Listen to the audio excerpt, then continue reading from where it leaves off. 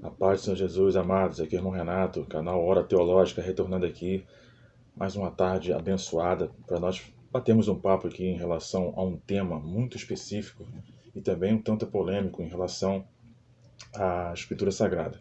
Mas antes, irmão, para a gente começar aqui, adentrar aqui, só para a gente ter um debate, eu vou pedir algo também especial antes do trivial, que é o like, né, deixar sua curtida aí, para compartilhar esses vídeos, né, passar para as redes sociais, para os irmãos, para a igreja e tal, para o canal alavancar e crescer, para trazermos outros conteúdos aqui de quantidade e qualidade. E também para acionar o sininho das notificações, ok?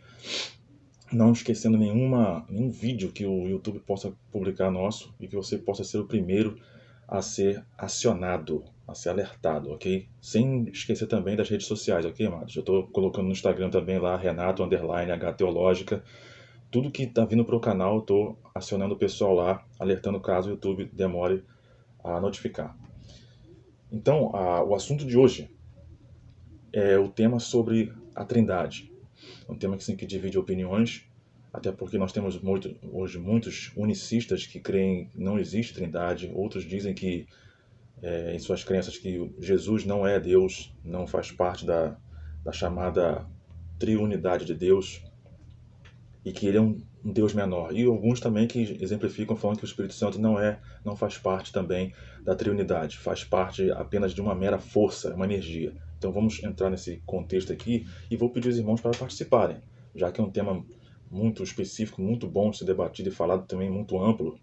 Eu gostaria que os irmãos também comentassem aqui o que os irmãos já ouviram falar sobre isso, qual é a posição dos irmãos em relação a isso, e também deixar, até para também estar divulgando o canal, falando também sobre isso, irmãos, porque é muito bom. Até também para a interação aqui entre a gente nos comentários, amém? Para começar, muitos dizem que o termo trindade, mano, foi um termo inventado, que a trindade ela é inventada. A trindade sempre esteve nas escrituras, tanto no Antigo Testamento quanto no Novo. Então nós vamos começar a provar isso aí na questão, quando a gente vai lá para o Gênesis, né? Primeira informação é que Gênesis é chamado de Bereshit no hebraico, né, que significa no princípio. Por isso, Gênesis, quando começa falando sobre no princípio, e que não é tão diferente também do paralelo que eu vou fazer aqui no Evangelho de João, que também começa com no princípio, o verbo, né, no caso Bereshit. Então, se o Evangelho de João fosse o primeiro livro do Novo Testamento, não seria nenhum espanto. Então, a gente começa aqui, Gênesis capítulo 1, dizendo: no princípio criou Deus os céus e a terra. E a terra era sem forma e vazia, e havia trevas sobre a face do abismo, e o Espírito de Deus se movia sobre a face das águas. Até aqui. Interessante que no próximo do original, a outra tradução diz: no princípio Deus criou o céu e a terra. Ora, a terra estava vazia e vaga. As trevas cobriam o abismo e o sopro de Deus agitava a superfície das águas. Aí vem aquele pensamento de muitos dizer que o Espírito Santo é só uma mera força e energia. Vamos trabalhar em relação, irmão, aqui, estamos vendo aqui o Deus Pai e o Espírito na criação. E alguns dizem, cadê o Filho aí? Então, quando a gente trabalha a teologia, você trabalha com textos paralelos para exemplificar que há um complemento. A Bíblia é inteira, né? O Antigo Testamento separado do Novo. Quando você vai para o Evangelho de João, João vai falar que a terceira pessoa, no caso, está faltando ali, em Gênesis está aqui. João capítulo 1, no princípio era o verbo, e o verbo estava com Deus, e o verbo era Deus. Ele estava no princípio com Deus. Lá no verso 14 ele vai exemplificar mais ainda. E o verbo se fez carne e habitou entre nós, e vimos a sua glória como a glória do unigênito do Pai, cheio de graça e de verdade. Irmãos, a questão da Trindade é debatida desde o início do século, quando o próprio Tertuliano, né, que era um pai da igreja, ele cunhou esse termo trindade, que significa trinitas, aquele que é três em um, três pessoas em uma só essência, uma só substância. As heresias no começo, como o arianismo, o docetismo, eles sempre lutavam contra a cristologia, contra o Espírito Santo, dizendo que não havia trindade, que Cristo só vem em carne, eles falam que Cristo só era Deus. Então o Tertuliano ele cunhou isso aí no final do século II. Só que esse dogma só foi estabelecido lá em 381, no Concílio de Constantinopla, já estabilizado já por Atanásio de Alexandria, que era um outro pai da igreja.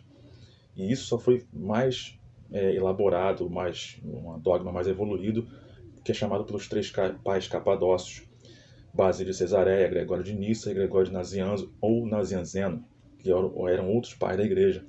isso, né, mais à frente. Então, quando a gente vai trabalhar com essa questão da criação, as noções que nós temos de trindade, que é visível na Escritura Sagrada, os irmãos podem procurar depois lá.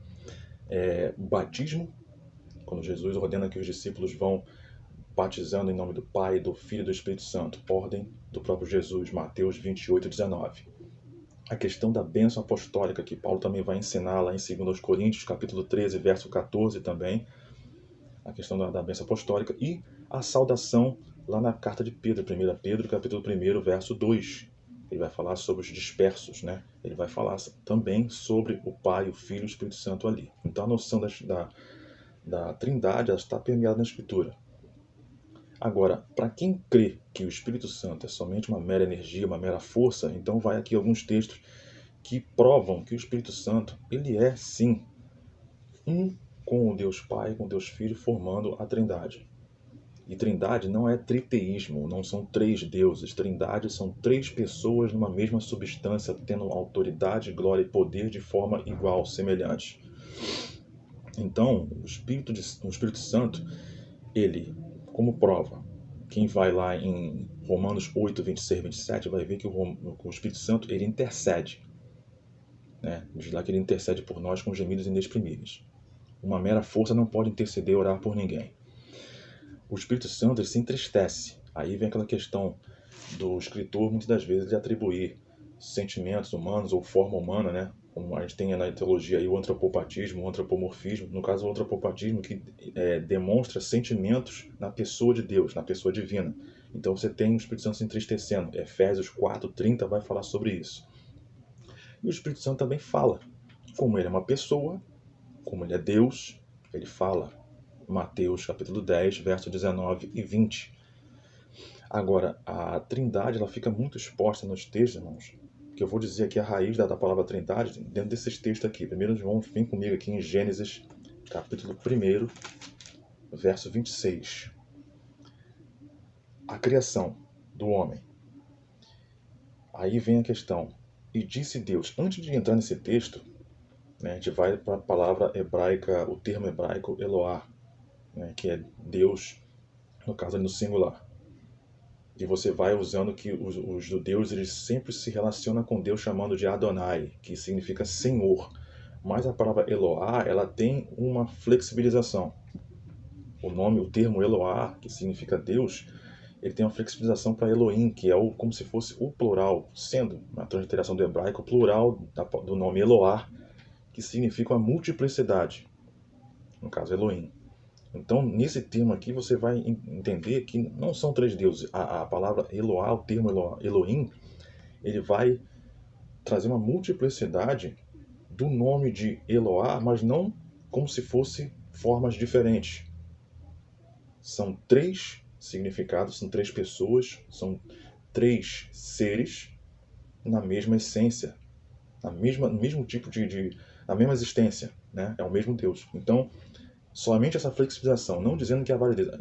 Em voga aqui também que o nome Elohim é também tratado em várias culturas, várias religiões, como para politeísmo, para vários deuses. Mas aqui no texto está se dizendo, referindo ao único e verdadeiro Deus de Israel. Por isso o Elohim ele é muito contrastado. Não, tem vários deuses. Não. Se os judeus chamam Elohim, se Elohim está na Bíblia e o próprio Deus fala lá em Deuteronômio, fala que você ouve, ó Israel, que é o único e verdadeiro Deus, e ele vai falar sobre o seu absolutismo, eu sou. Então só existe um, mas que subsiste em três pessoas. Aí você vai lá em Gênesis 1:26 e diz: E disse Deus, aqui Eloá, singular, façamos o homem, já está no plural, entendeu, irmão? A inversão aqui. E disse Deus, é o único. Mas quando vai falar sobre a criação, façamos o homem à nossa imagem conforme a nossa semelhança. Alguns estudiosos dizem que Deus está falando ali com os anjos, mas nós não fomos criados à forma, imagem e semelhança dos anjos. Deus está falando com ele ali entre si, o relacionamento intratrinitário, o Pai, o Filho e o Espírito Santo falando entre eles. A mesma coisa acontece também em Gênesis 3:22. A mesma forma. Então disse o Senhor... Aqui começa falando, então disse o Senhor Deus. Só que aqui há uma diferença. Então disse o Senhor no caso Yahvé, singular. O tetragrama hebraico, né?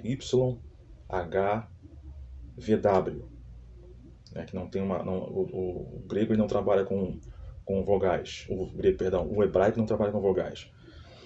Então, o Senhor, Yahvé, Deus, esse Deus aqui é Elohim. Ou seja, Deus está falando, singular, mas a sua multiplicidade está inteirando e falando novamente. Os três ecoando a mesma coisa, a mesma frase. E ele vai falar: eis que o homem é como um de nós. Ou seja, é como fosse um de nós mesmo. Como o Pai, como o Filho, como o Espírito Santo. Então a imagem e semelhança do homem é feita à Trindade. E até é curioso, né, irmão? Porque alguns vão dizer, e isso também é resultado de estudo, questão do homem ser também uma tricotomia, né? Corpo, alma e espírito. Tá aí uma das digitais de Deus na sua criação. Então é interessante, irmãos, essa questão aqui. E é muito simples ver a Trindade em todo o texto, né? Por mais que o Filho seja, um tanto, não tão visível no Antigo Testamento, as pessoas tendem a separar que o Antigo Testamento, não, o Antigo Testamento é o testamento ali, o livro em que mais o Deus Pai age. O Novo Testamento, o Filho e o Espírito. Não existe isso, irmão. Essa situação de ação contínua de Deus de forma separada. Se o Pai está agindo, o Filho e o Espírito estão agindo junto. O Filho está agindo, o Pai e o Espírito estão juntos. Se o Espírito age, o Pai e o Filho também estão juntos. Não tem como dividir isso. E só para a gente exemplificar no final aqui, irmãos, o vídeo não ficar longo, irmãos podem procurar depois aí, que o texto também, um dos textos que mais confirmam que o Pai é Deus. Só olhar lá em Efésios capítulo 4, verso 6. O Filho é Deus, testificado ali em Isaías 9,6, que vai falar Deus forte, Pai da eternidade. Está se referindo ao próprio Filho, a Cristo. E o Espírito é Deus. Atos 5,3, o texto que vai falar sobre Ananias e Safira, que Pedro vai falar, não mentiste somente aos homens, mas a Deus. Ele está falando sobre o Espírito Santo. Quem vai olhar o contexto, ele vai falar que está falando justamente sobre o Espírito Santo. Mentiste ao Espírito Santo. E vai atrelar o Espírito Santo a Deus. Ou seja, um só também. Então, a linguagem aqui é belíssima, tá? Tratando dessa situação, muitas pessoas são contra esse dogma, essa doutrina, mas não é uma doutrina inventada. A Bíblia, ela demonstra isso de capa a capa, e isso só foi sendo trabalhado ao longo dos séculos. Amém, queridos? Vamos ficar por aqui. Mais à frente nós vamos trazer outros estudos interessantes, outros estudos até polêmicos também, falando da atualidade, e outros estudos bíblicos também para a gente trabalhar aqui. E sem esquecer, irmão, deixa o seu comentário aqui embaixo, tá bom? Não esquecer mais uma vez de se inscrever no canal, dar aquela curtida mais uma vez e entrar nesse debate aqui. O que vocês acham desse assunto? O que vocês acham desse tema aqui? O que vocês pensam sobre isso ou pensavam sobre isso? Tinha alguma dúvida? Vocês conhecem alguém que tem um pensamento diferente, contrário? Comenta aqui embaixo, amém? Obrigado por ter ficado com a gente até aqui. Até o próximo vídeo.